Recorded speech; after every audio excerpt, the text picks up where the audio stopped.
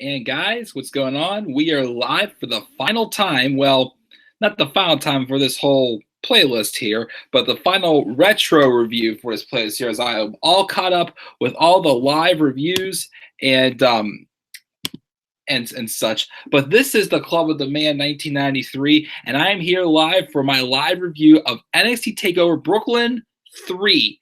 2017 took place on August 19th, 2017, at the Barclays Center in Brooklyn, New York. Of course, this was the weekend of SummerSlam 2017. That was a bad show. This was, though, I thought was a pretty good show. The main event, I know, was definitely kind of weak. It was probably, in my opinion, the weakest main event I've probably seen in any NXT pay-per-view, so far in my entire life. But the rest of the show, why I liked it is because I felt a lot of things exceeded expectations in this show. Some great storytelling and huge debut as well for a huge faction as well that has literally taken over NXT since it happened. They set the bar very high for them, and of course, like NXT always does, they set the bar for people they have big plans for, and 99% of the time, I'd say it usually goes through. In NXT, at least. Now, main roster is a different story for so many people, but of course, this faction has not been to the main roster yet, so they're still okay. They're still great and whatnot, but of course, we'll get to that, momentarily. So let's talk about this show. We opened up with a musical performance, which was pretty nice to have, recapping what's going to be happening here. And of course, we had the commentators. Now, I keep forgetting to mention the commentators. I was mentioning the commentators in the first few retro reviews I was doing for this series. But the commentators, of course, this one was Nigel McGuinness, Mauro Ranallo, and Percy Watson. I believe this was maybe Mauro's first takeover as commentator. I think I can't remember. Yeah, I think it was. Yeah. But Corey Graves was actually his last takeover as commentator. I think it was Takeover San Antonio. But he was especially as commentator for the tag team match, and we also had Jim Ross especially as commentator for the match with Aleister Black and Hideo Itami. But again, I felt like everything for the most part in the show exceeded my expectations. Like there was like a little more, a little more to it, especially of course that opening match. Man, did that opening match lead to even something much bigger than I expected it to be. So let's go and talk about that right now. The opening match we got was Johnny Gargano versus, I almost said Aleister Black. That was, of course, at TakeOver War Games 2. But Johnny Gargano versus Andrade Cien Almas. This is the first takeover match that Almas has had since he lost to Aleister Black at TakeOver Orlando, and also the first takeover match he has with Zelina Vega in his corner. And this is where I feel Andrade Cien Almas started to really, intrigue me. Like, I mean, I just met the guy at WrestleMania Accents. It was awesome to meet him. I was never always the hugest fan of him, and I still say he's not one of my favorites, but he's definitely someone that's really, caught my attention. I really, respect the fact that he's definitely a key player. This is a feud that made me believe that Andrade Cien Almas could be a main eventer. So before I was seeing him as just a mid-carder, and this is when I started seeing him as a main eventer. This match here, I thought it was just an excuse to put Johnny Gargano on the card while, he's a single star. We're waiting for give him something to do while Tommaso Ciampa, is out with injury. Since, of course, the last TakeOver was when Ciampa did the long-awaited, expected, but very well done, very, heart-throbbing heel turn at TakeOver Chicago when he said, "This wasn't our moment, it's my moment."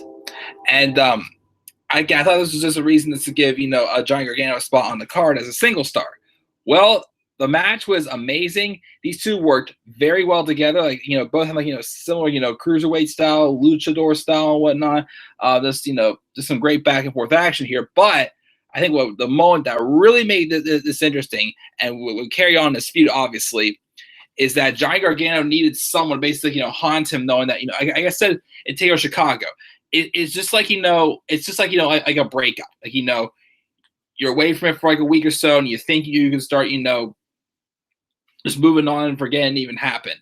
Well, over time, you have things happen that it keeps coming back to you. It's like you think you could block it out and just be yourself again.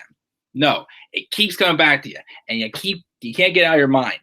Andrade Cien Almas and Zelina Vega just manipulated the hell out of Johnny Gargano to get Andrade to the top, which worked out just phenomenally.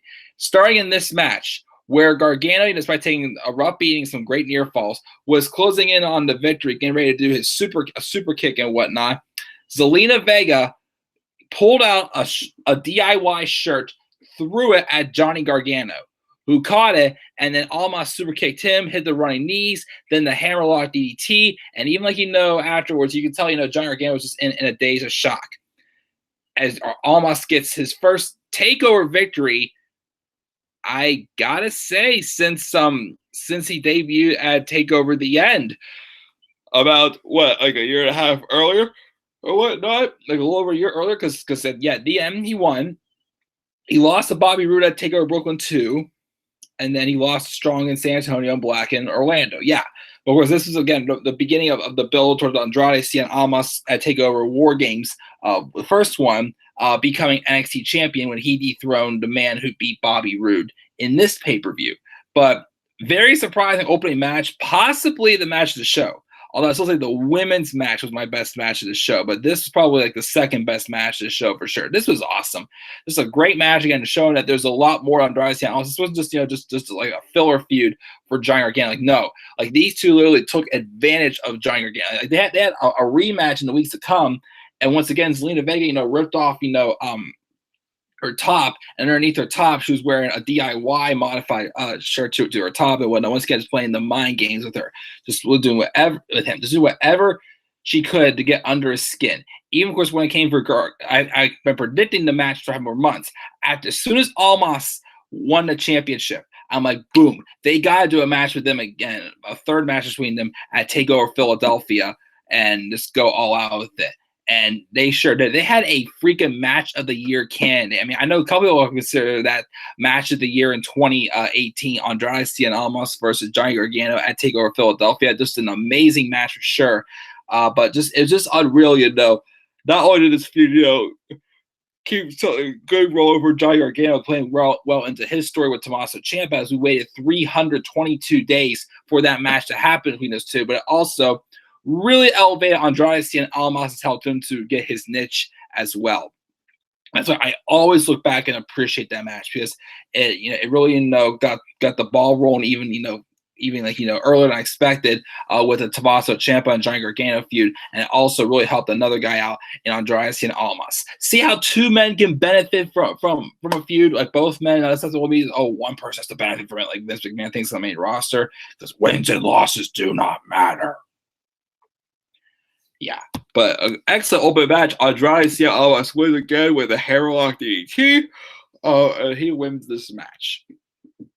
We also after the match though, we then see at that time Raw and SmackDown general managers Kurt Angle and Daniel Bryan in the skybox talking with Billy Kay, Peyton Royce, and No Way Jose. Obviously, just scouting out some talent. The only person who was called up after this show was Bobby Roode, but. So Corey Graves is announced to come out and join the commentary team as a special guest commentator for this tag team match. The Authors of Pain taking on Sanity. Now, the match starts. So of course, first off, I thought this was going to be heavy Authors of Pain and Heavy Machinery. I really thought it was going to be them being the ones to dethrone Authors of Pain, especially this kind of being like, a heel on heel match, even though over time with the fall, Sanity kind of did turn face right until they got to the main roster when they turned heel again. But this match, I wasn't sure what to expect from it. They're both two great heel stables. I was expecting like a Shield and Wyatt family match. Well, not completely, since there's only two members of the Authors of Pain, and I don't think Paul Ellering is wrestling anytime soon, or ever was going to. But this is a great match. Alexander Wolf particularly had a standout performance and stepped up big time. Now the thing was originally the match looked like it was going to be Egan and Razor taking on the duo of Wolf and Dane, but then Dane didn't tag himself in the match yet. Eric Young got on the apron and demanded he be tagged in instead, so Killing Dane sat out.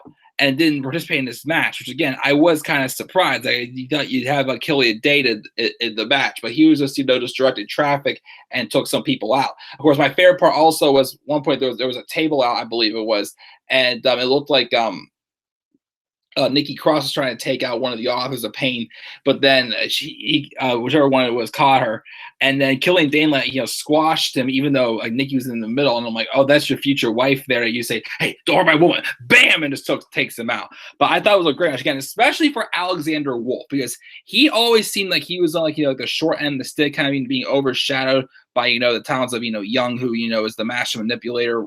With the mind games, and Killian Dane, who literally just multitasks like a beast, for crying out loud. That's why he's called the Beast of Belfast. And of course, they're doing nothing with him on the main roster right now, sadly. He should have been, because he was already a freaking beast and contending for the NXT Championship before he came up. But he still was. But it was still a great match. Again, I didn't expect this to be as good as it was. But again, especially a breakout performance for Alexander Wolf. I felt the finish though could have been done a little bit better. They did a double team neck breaker, which I thought looked kind of a little weak to try to have finish off a big man like Aiken, whoever it was that got pinned. I would have rather had him do the do like that wheelbarrow neck breaker, whatever heck it's called, or that Eric Young does. Instead of just like a natural looking, neck breaker. Again, just that wheelbarrow, finishing maneuver that Eric Young would do when Sandy would double team up. But Sandy surprisingly wins and gets a tag title. Of course, I thought this was going to win off as a Pain being called up, but they weren't called up until after WrestleMania 34, which I do kind of feel off as a Pain. I mean, I get it that they want to keep them around at least for the War Games match.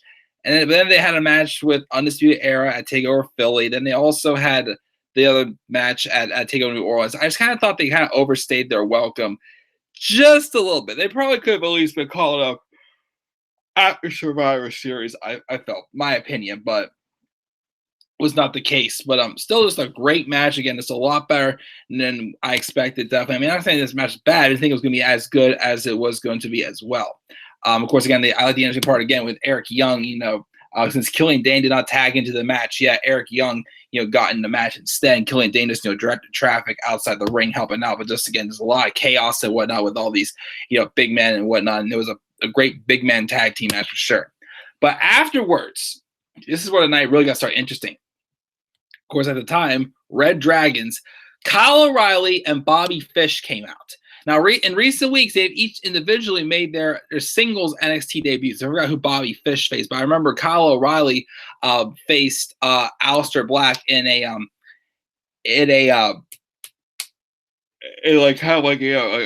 Black was supposed to be in action. He comes out, and then Kyle O'Reilly was a surprise opponent, basically, but Aleister Black beat him. But O'Reilly and Fish went out there, and again, keep in mind, this was like 5 of the biggest men. Well, Eric Young, wasn't the biggest man. Like Alexander Wolf, somewhat big. Killian Dane, Authors of Pain. Literally, they took them out 5-on-2. They took out Sanity and Authors of Pain 5-on-2. You talk about making a statement. They mainly targeted Sanity. They did take out Authors of Pain as well, but they really targeted more Sanity, especially Eric Young, which hitting their finisher. Well, at the time it was called Chasing the Dragon, but once their Undisputed Era was called Total Elimination and whatnot. They also, of course, did more damage, I felt, also to Alexander Wolf as well. But a nice little beatdown to make a statement. And after that, you felt something else was happening that night. There have been rumors speculating for a while about somebody else coming. Even also, as I mentioned, in TakeOver Chicago, there was rumors of this person who ended up debuting later that night of being Johnny Gargano's partner in Chicago if Tommaso Ciampa was not able to go. But once again, newsflash for you all, I'm not a damn afterthought. But a great match, a great post-match brawl, especially with Fish and O'Reilly making a huge statement for sure, setting the bar high for them as a tag team, which was awesome. The next match. Now, this next match, I'll be honest, I came out of this match a little bit disappointed because I feel like I did kind of set my expectations a tad too high for this match. It was still a great match, but I think I was expecting a little bit more out of it than what we got, but it was still a great match. Hideo Itami taking on Aleister Black for the match. So this is actually where I literally just grabbed my phone as soon as I saw this, and I ordered my Aleister Black T-shirt. But Aleister Black got a live music entrance with Code Orange Kids, which was pretty sick. But Jim Ross is commentator of this match, and this match was of course, this match took place after Hideo Itami had his small feud with Cassius Ohno. Because Tommy had turned heel after he lost at TakeOver Chicago against Bobby Roode. His frustrations was setting in after, he was supposed to have a big run in here in NXT, but his injuries have definitely set him back. And of course, he still has frustrations and demanding respect and whatnot. Feeling like he doesn't have enough of it. But of course, he definitely starting to get even more physical and more dangerous and such. And of course, even though, the doors kind of closed on a big push he was supposed to get at NXT, because of course, after this is one of his last match in NXT before he got called up to 205 Live in like November or December, I think it was when he got called up, the 205 Live. But a great hard hitting match. I mean, there was a point where Aleister Black's face got busted a little bit. I also like the part where Hideo Itami, besides, he yelled at the crowd to respect him, he also literally mocked, the way Black sits in his meditation pose as well. I thought it was pretty good. I guess I thought this match just latched a little bit of drama, especially towards the end. I was hoping there would be some really good near falls at the end with the hard hitting. It kind of was missing some of that, which is why I didn't quite enjoy this match as much as I'd hoped to. But it was still a great match, and Aleister Black does get the win as Itami, with a little fool of the crowd trying to get to respect him. So he tries to miss one of Black's vicious kicks, but then out of the blue, bam! Black hits him with the black mass right on the jaw to knock out Hideo Itami. And unfortunately, the respect was not given to Hideo Itami, as he would lose this match, and Aleister Black gets his second pay-per-view match in NXT. This is also when Aleister Black started this feud with Velveteen Dream that made both of them even bigger stars than what they already were. But there's a lot of great spots, hard hitting, the agility of both of these guys for sure, with Aleister Black and his moonsaults and whatnot. Again, not as good as I hoped it would be, but it was still an amazing match for sure, with the hard hitting style and whatnot of both Itami and Aleister Black. So that was a great match. Next up, though, was my women's match of the year for 2017. The second match between Asuka and Ember Moon. Of course, we all know the story here of Asuka being now undefeated and champion for 504 days as of this pay-per-view.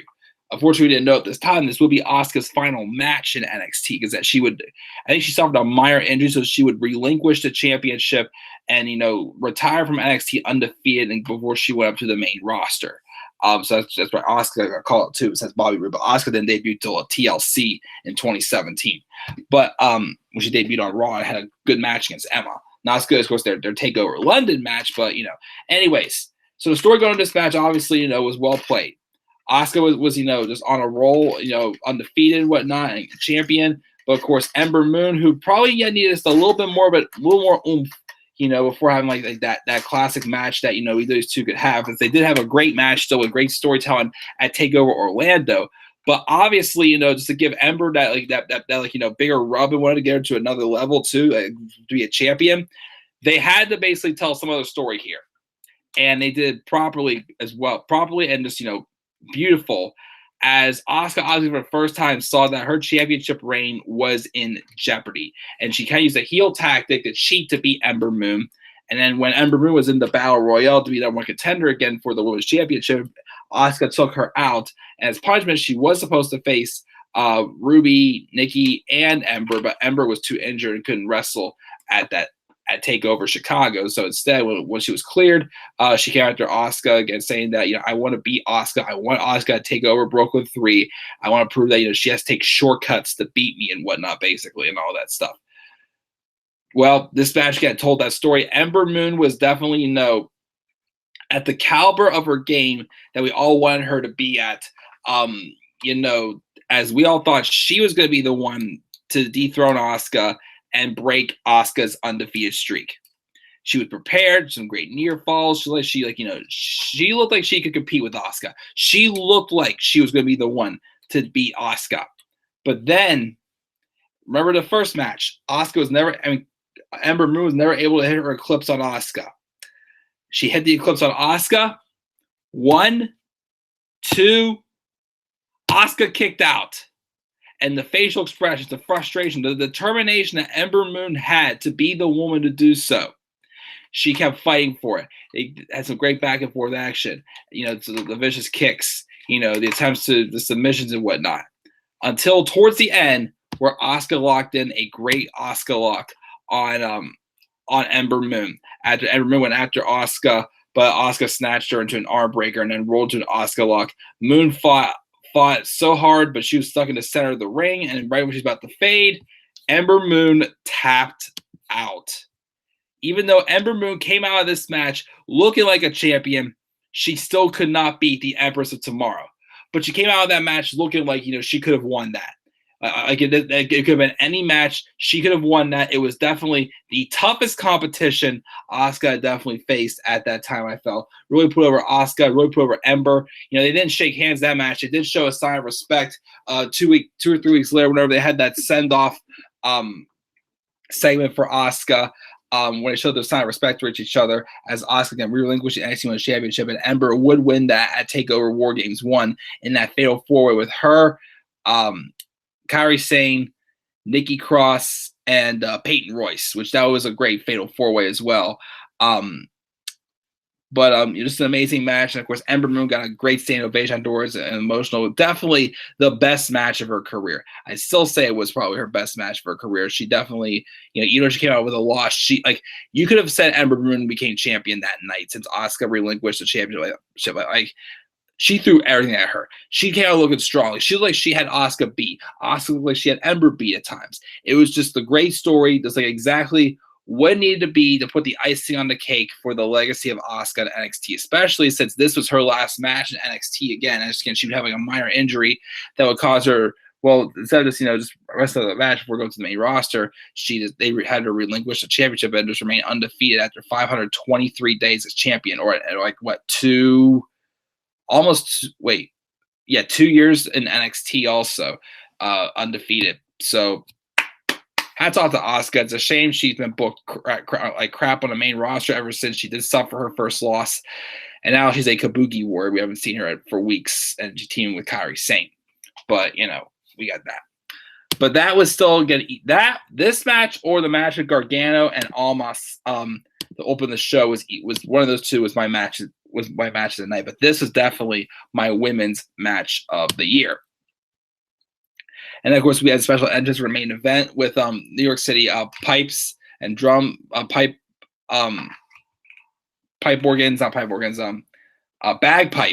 bagpipes and drums for Drew McIntyre's entrance. And then Bobby Roode had another similar, keyboard, graphic, playing his song, which I thought was pretty cool. Where this is Bobby Roode's second to last match in NXT, as then the following week or the week after that, he would face Roderick Strong, and he would lose to Roderick Strong in his final match in NXT. He never got his rematch for the title. But we had this match with him and McIntyre. It was okay.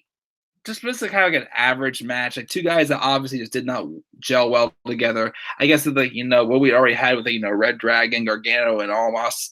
The women's match, of course, took a lot out of you as well. So obviously the crowd was definitely burned out, and that was a tough act to follow from what the women did.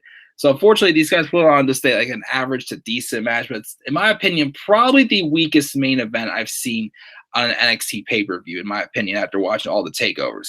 But still, Drew McIntyre would eventually win with the Claymore kick and have a brief run as NXT champion. He only defended it against Roderick Strong. Well, he did defend it against Adam Cole the night before TakeOver War Games with Shawn Michaels as special guest referee somewhere, I think in San Antonio, Texas, I think it was. So he did defend it again. The match with Roderick Strong, I saw, of course, that on live TV for NXT, which was amazing.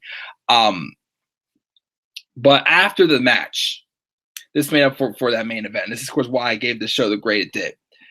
You see people looking around in the crowd, and I'm like, what? And then you turn around. Fish and O'Reilly were back on the apron. And obviously at this point, everybody was just like, where is he? Where is he? Where is he? The rumors again have been speculating for months that he was on his way to WWE and NXT. He was rumored to be a possible replacement for Tommaso Ciampa to take over Chicago in the ladder match, the team with Johnny Gargano. But instead, of course, that'd be the man that this man would eventually dethrone for the NXT Championship, as Adam Cole rushed in to the ring from behind and beat the ever-living piss out of Drew McIntyre. Adam Cole, baby, arrives in NXT. Him, O'Reilly, and Fish take down the champion after Fish and O'Reilly had taken out Sandy and Authors of Pain earlier on. Just a vicious assault, laying them out. And then, like, for weeks after that, of course, they held the championship, showing that they were ready to take over NXT. Because weeks after that, you just saw, like, people laid out backstage, and they were just, taking off, like, just literally doing all these hit and run attacks. Building, of course, their first match in NXT as a unit. All three of them in action at the same time, I believe it was. War Games, of course, which, of course, they won that match. Again, just came in, set the bar so high for them that they're going to be the ones to take over this division. And that's what they've done ever since. They've been two-time NXT Tag Team Champions. They added Roderick Strong along in there. Adam Cole has run the North American Championship. Now he has a run with the NXT Championship going on right now. It's just very good stuff.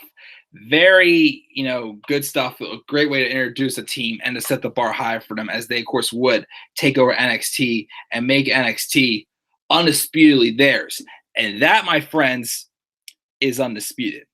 And that also is the end of this takeover review and the final review again in this retro review series. Again, I was doing all NXT reviews from takeover, from NXT Arrival until TakeOver Brooklyn 3, because these were the only ones that were I had not watched. Well, the last one that we watched, I had watched for the first time, was TakeOver Respect, but also all the ones I had not reviewed yet on this channel. Of course, this is the last one I had not yet reviewed on the channel. Although I did review SummerSlam, I remember, as this was the first weekend. This was like around the time I first started doing live reviews and whatnot. I remember I didn't review Brooklyn 3 because I did it with my friend the night before. So now, of course, that rules out the window. The only pay-per-view I haven't reviewed since, besides, like Crown Jewel and Super Showdown this year, was a Clash of Champions. I did that channel with him. But I'm going to do a retro review for Clash of Champions 2017. It was a waste of time. But yeah, guys, that's my review for NXT TakeOver Brooklyn 3. I believe it was my NXT TakeOver of the year, so I gave it an A. Both this and Chicago, I think, were the best takeovers this year for sure. War Games probably next and third. Then Orlando and San Antonio were definitely both the weakest, but they were still great shows. But guys, hope you guys enjoyed this retro review series. I went back and reviewed all the NXT takeovers I had not reviewed yet on this channel. And of course, 25 takeovers and the one non-takeover NXT pay-per-view, which was, again, NXT Arrival. But I had a blast. Definitely wish I could have watched more episodes of NXT sooner than I did. Definitely get behind some of these feuds of war, especially, of course, Kevin Owens and Sami Zayn, and Sami Zayn's rise to the top. Definitely more stuff while the Four Horsewomen were around in NXT as well. But again, just your one to just go back and watch all these reviews again, and to continue, of course, watching these retro reviews, you can do that as well. As again, the first NXT takeover I reviewed on this channel was TakeOver War Games for sure. But yeah, guys, thank you for joining me live for this series. Again, I'm going to start toning back a little bit for a while on YouTube for this summer. Man, I'm still going to be doing live reviews like everything else. I'm still going to try to do some video game stuff here and there, but I definitely. End this month, I'm going to tone back a little bit because my sister's coming into town and whatnot. But I've been doing a lot over the past, several months, especially with trying to play multiple video games at once. So I think I'm going to ease back a little bit on YouTube. Still do my live streams, though, for Raw, SmackDown, 205 Live, NXT UK, and NXT, or any pay-per-views. Still do a top 10 special, but any extra stuff, I'm going to tone back for a little bit. But I definitely want to do some reviews also of the 24 specials and maybe the 365 specials, other documentary series as well on the WWE Network as well. And I also have thought about maybe some other I'm more of besides wrestling or baseball, I'm more of a comedy guy, or even a mystery guy. So I've thought about taking some TV series Seinfeld, or Corner Gas, Big Bang Theory, Law and Order Special Effects. Some of my favorite TV series, and definitely doing season reviews on each of the seasons as well, talking about them as well. Just get some other content on this channel. But again, that's it for this series. You know, again, I'm definitely going to focus more on the Harry Potter and the Chamber of Secrets Let's Play, as I'm kind of a couple more videos left for that. And again, just for a couple weeks, I say like to like from like, you know, end of June to like maybe mid-July, or like even to like August maybe. I'm going to kind of ease back a little bit on this channel and just, you know, just take like a short, you know, like, you know, semi break, basically. Not completely. Again, I'm still doing my live reviews weekly, whatnot, but like, you know, from like doing the extra stuff, basically, is like you're saying. But yeah, I give an A for NXT TakeOver Brooklyn 3, guys. What are your thoughts on NXT TakeOver Brooklyn 3? Again, if you watched all of the reviews in this series, please leave hashtag I watched it all down in the description box down below. And again, if you want to continue hearing my thoughts on other NXT pay-per-views that beyond this show, again, you can always just go to the playlist and watch from TakeOver War Games 1 onwards. Again, that was the first TakeOver that I ever reviewed on this channel. But yeah, guys, slap a like on my video, subscribe or comment on my channel. Follow me on Twitter at TheMayor93. Make sure to check out my wrestling experience documentary as well. And also, make sure to check out, again, the rest of the reviews for this NXT TakeOver playlist as well. So, guys, that is it. Thanks again for tuning in to meet me live for these. I'm checking out. I will see you guys all later. Peace out, everybody.